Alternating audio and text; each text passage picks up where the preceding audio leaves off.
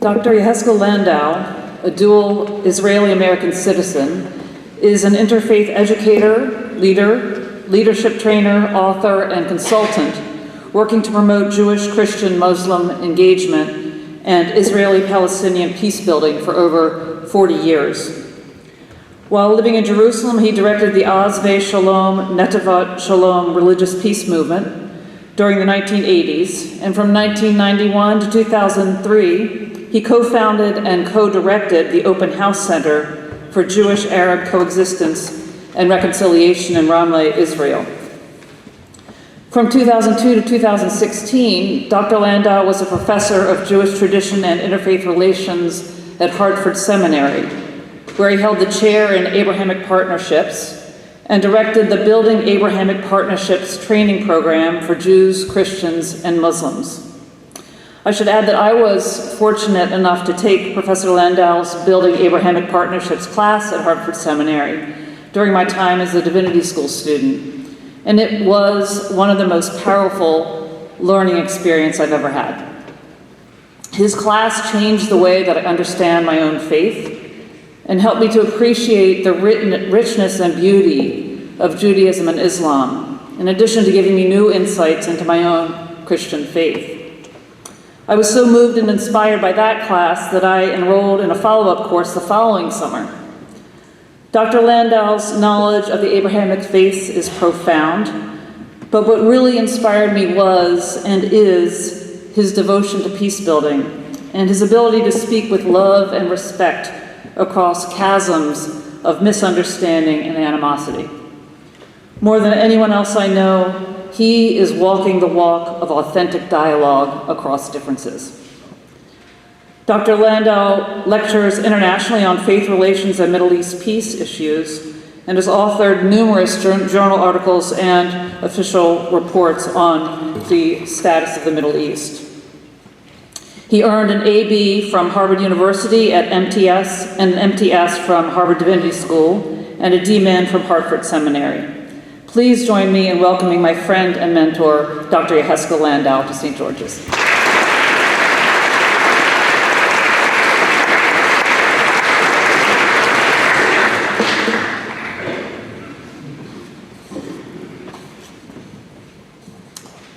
Good morning, everyone. And shalom, assalamu alaikum, the blessing of peace to you all. I'm deeply grateful to everyone here at St. George's, and especially to my dear spiritual sibling, my sister, Reverend Jackie Kirby, your chaplain, for the opportunity to be here with you today and to engage critical issues and challenges that confront each and every one of us, both as individuals and as citizens of these United States. The title I gave to these remarks is Finding Hope in Anxious Times. And I hope what I say lives up to that aspirational title, especially for you. Last week, sadly, tragically, we all experienced yet another political assassination in this conflicted country. The prevailing narrative on the political right has been that leftist lunatics and extremists are responsible not only for Charlie Kirk's death, but for contaminating our society with violent rhetoric and behavior. Some on the political left celebrated Kirk's assassination. I think that's abominable. While the majority of public figures, both Democrats and Republicans, offered reactions aimed at reducing the polarization and demonization that threaten to unravel the social, political, and moral fabric of our society. I imagine that many of you are feeling anxious about your future in this country and the country's future, as I am. We're going through a perilous time in which mutual trust and respect have broken down, and our capacity for empathy has been overwhelmed by denigrating, even dehumanizing discourse, especially on social media. Before offering some insights gleaned from my work as an interfaith teacher and religious peace builder, I'd like to share some memories from my own teenage years. My bar mitzvah in October of 1962 took place 3 days before the Cuban Missile Crisis. How many of you know what the Cuban Missile Crisis was?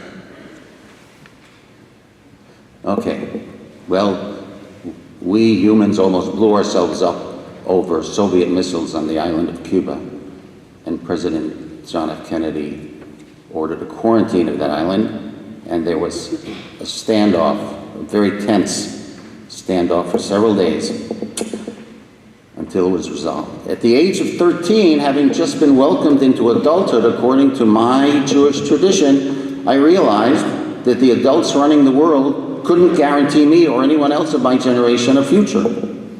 I knew in the core of my being that something was radically wrong with that big picture, and I couldn't fathom how humanity had reached such an insane predicament, trembling on the brink of self-destruction. The following year, in November of 1963, President Kennedy, whom I idolized, was assassinated in Dallas when I was in the 9th grade. 5 years later, during my freshman year in college, his brother Bobby was assassinated in Los Angeles while running for president just 2 months after the Reverend Martin Luther King Jr., who spearheaded the civil rights struggle for full equality in this country, was gunned down in Memphis, sparking riots in several American cities. The war in Vietnam was escalating, tearing our society farther apart and generating a nationwide protest movement, which I participated in. Some of those protests were met with deadly force from police or National Guard troops, most notably at Kent State and Jackson State universities in 1970, where students were shot and killed while exercising their First Amendment rights to free speech and assembly. To those in my generation, the late 60s and early 70s were a traumatic time, with a contentious war in Southeast Asia and political violence at home. During that fraught time, I was transitioning to adulthood and forging the convictions that would motivate me to devote my life to promoting nonviolent social change, culminating in a more just and peaceful world. I moved to Jerusalem in April 1978, and I remained there until I returned to the U.S. in 2002 to join the faculty of Hartford Seminary as the only full-time Jewish professor alongside 10 Christian and 5 Muslim faculty members. For almost 50 years as a dual Israeli-American citizen, I've done what I could to actualize my daily prayers for peace, faithfully upholding the central Jewish commandment to safeguard the sanctity of every human life created in the divine image. Just as the United States is today divided into hostile political camps, Israeli society is also fragmented. Not only are Jewish and Palestinian citizens of Israel at odds over civil rights and the war in Gaza, within the 80% Jewish majority population, there are 2 major political camps, with many pro-government and anti-government activists vilifying each other. How does a person of faith respond to these overwhelming challenges? Is peace a pipe dream, a utopian fantasy detached from the harsh reality we're reminded of whenever we tune into news reports? We Jews, as you've just heard, are in the midst of an annual 40-day season in which we're called by our tradition to take stock of our behaviors during the past 12 months so that we can do better in the future. In Hebrew, this process of introspection is called cheshbon hanefesh, making an honest accounting of the state of our souls. In so doing, we commit ourselves to demonstrate sincere remorse for hurtful actions and to make amends to those we have harmed. The 40 days climax on Yom Kippur, the Day of Atonement. On that solemn and uplifting day of almost non-stop prayer, we deny ourselves food, drink, and other physical pleasures in order to experience the liberation of our souls from negative patterns of thought and behavior. We do this together as a worldwide faith community, taking responsibility for the sins of fellow Jews, not just our own. This 40-day penitential season, which has its parallel in the Christian observance of Lent, started with the first day of Elul, the month we're in now, the final month in the Jewish calendar. This year it began on the 25th of August. And throughout this month, morning prayers in a synagogue are concluded with the blowing of a shofar, the horn of a ram or a kudu antelope. Here's my shofar, and I will try to blow it for you. And we'll see. It's always a risky venture to do this in public, especially because I did not play the trumpet. I played the clarinet in high school.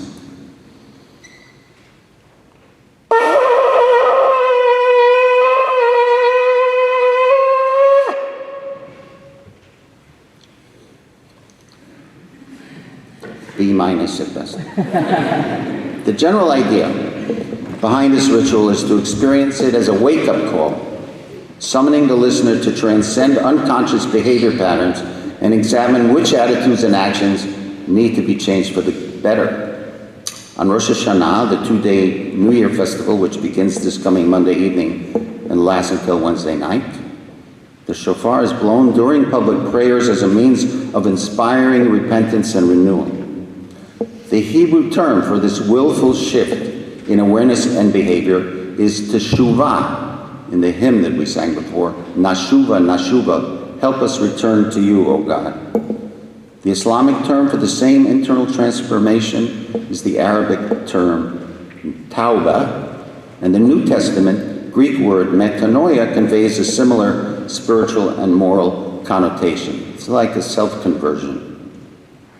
This year, we Jews, both in Israel and here in America, have much to take stock of, including the ongoing trauma generated by the Hamas-led atrocities in southern Israel on October 7, 2023, the continued hostage crisis that began on that horrific day, the overwhelming death toll, devastating, of over 60,000 Gazans in the war against Hamas that Israel has been fighting over the past 2 years, and the global surge in anti-Semitism that has accompanied all of these dreadful events.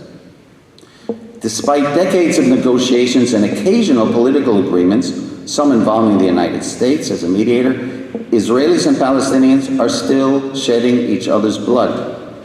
A genuine peace agreement seems farther away than ever. Different political frameworks have been suggested for resolving this tragic conflict, including one that I find realistic, a three-state confederation including a majority Jewish state of Israel, a sovereign state of Palestine with a Muslim majority and a Christian minority, and hopefully some Jews living there, if they wish to, and the Hashemite Kingdom of Jordan. These three states confederated ideally as part of a regional framework similar to the common market in Europe. But we're a long way from such a resolution of this dispiriting and anguishing conflict. In the meantime, while analysts debate the pros and cons of various possible outcomes, I'd like to use my remaining time to outline a holistic approach to peace building that holds promise, I believe, for transforming violent conflict here in America as well as in the Holy Land. Politicians and diplomats charged with resolving conflicts usually focus their energies on achieving a pragmatic exchange of benefits between the adversaries. They aim for compromise on the tangible issues in dispute, whether territory, resources, or political power. Now, such a utilitarian approach is understandable, but it too often fails because deeper aspects of the conflict, psychological, emotional, and spiritual dimensions, are ignored or downplayed. For me, the essential questions posed by the challenge of healing chronic conflict are very practical, but no means simple. How do we transform fear to trust, anger to forgiveness, and grief to compassion for the suffering of others? For my peace-building work in the Middle East, Europe, and North America, and from the Truth and Reconciliation process in South Africa and elsewhere, I've learned some lessons that can serve as markers along the path toward conflict transformation. First, fear is fed by falsehood, while trust is based on shared truth. Any attempt to build trust in a situation of insecurity, suspicion, and anxiety has to be grounded in honest, confessional truth-telling. In most intercommunal conflicts, self-serving propaganda eclipses self-critical acknowledgement of wrongdoing. All evil is projected onto the declared enemy, while the crimes of one's own community are denied or somehow justified. This debasement of truth must be replaced by candid admission of the harm caused to others for whatever reason. And over the decades, I've spoken to many Palestinians and offered my apologies for Israeli behavior and policies toward them, usually done in the name of security, but I think short-sighted and counterproductive most of the time. Such honest acknowledgement and remorse constitute the essential requirement for transforming a culture of fear to one of trust and a state of constant animosity and vulnerability to one of genuine security. Second, anger needs to be transformed to forgiveness by sincere repentance and by credible actions that build a relationship of mutual concern. In most violent conflicts, the warring parties are both victims and victimizers. No one is completely innocent.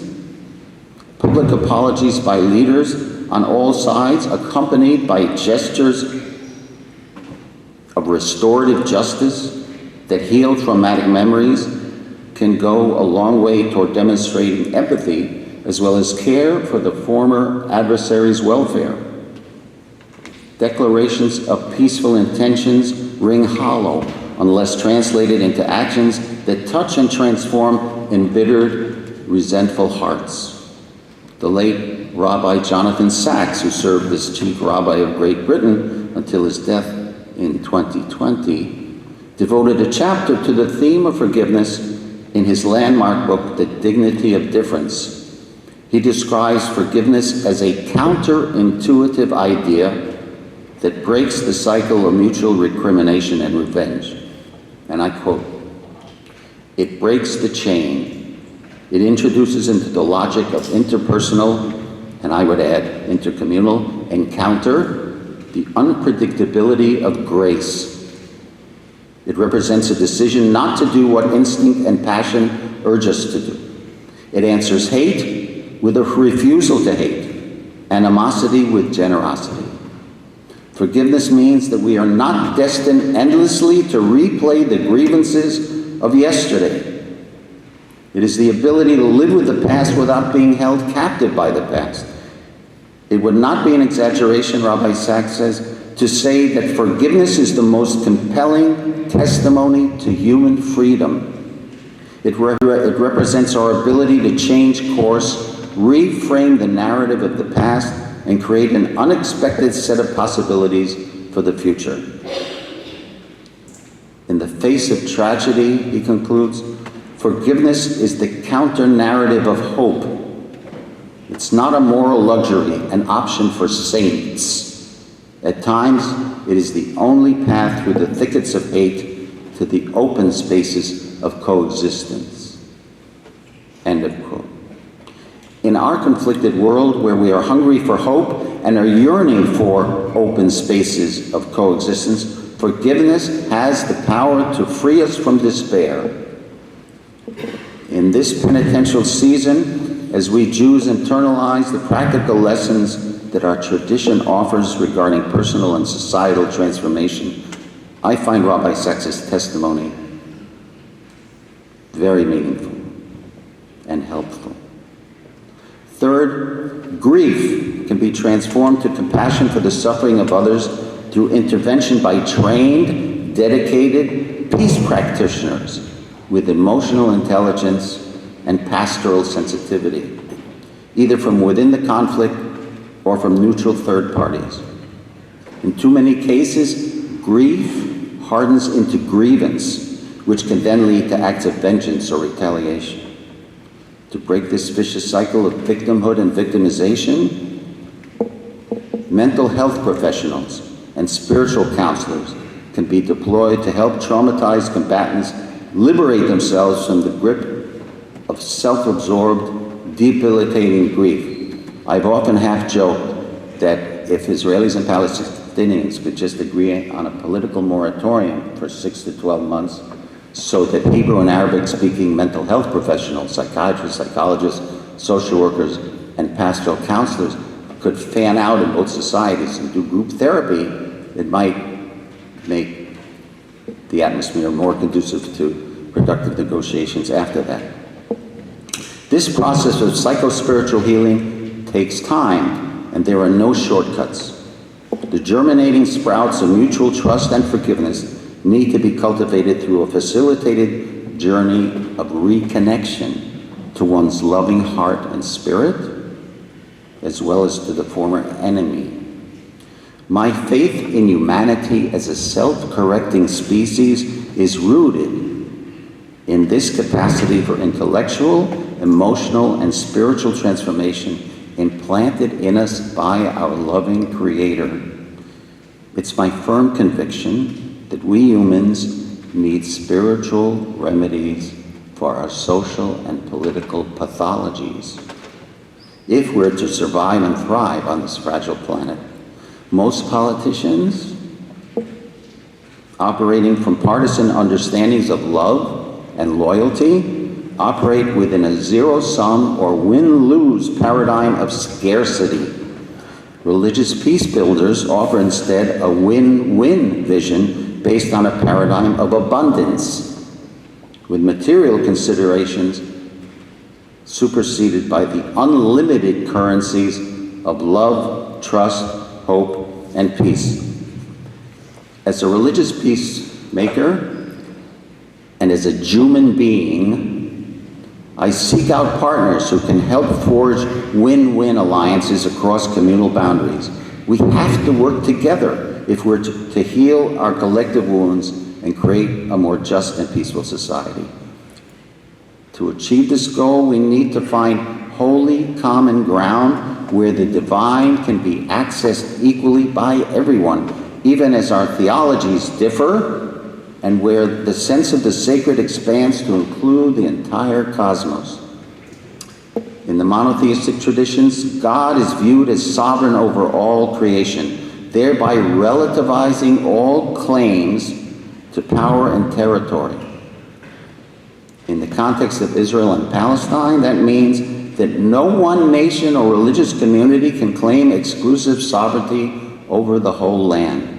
The Bible in Exodus chapter 19 affirms that the land belongs to God, and by the grace of God, under certain moral conditions, both the Jewish and Palestinian peoples belong to the land. This spiritual truth is obscured by competing nationalisms and victim scripts. We desperately need a shared vision of what it means to be partners in consecration, sanctifying both time and territory, history and geography. On such a spiritual foundation, I believe a new and liberating politics could be fashioned. This is the vision underlying my decades of peace-building efforts. I realize that the results are slow in coming and are often partial. By temperament, I'm neither an optimist nor a pessimist. I consider myself a faithful realist.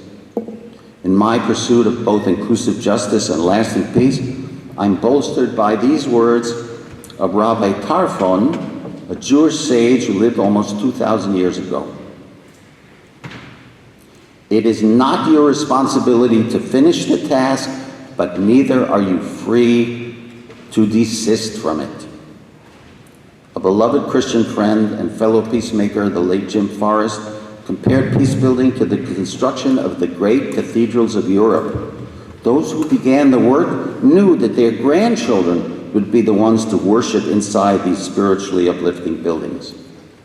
As for me, I remain hopeful that my two beautiful granddaughters in Israel, 4-year-old Ella and 1-year-old Ofek will yet be the beneficiaries of my own generations and ideally yours too, our peace-building efforts, along with countless other Israeli and Palestinian children blessed by our work.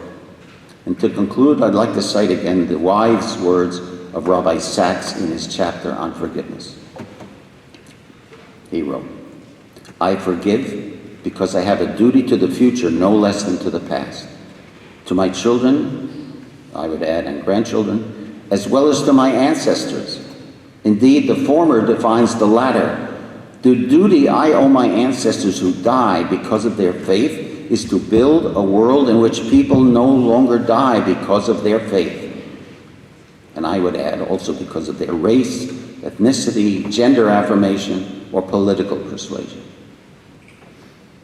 Rabbi Sachs concludes, "I honor the past not by repeating it, but by learning from it, by refusing to add pain to pain, grief to grief.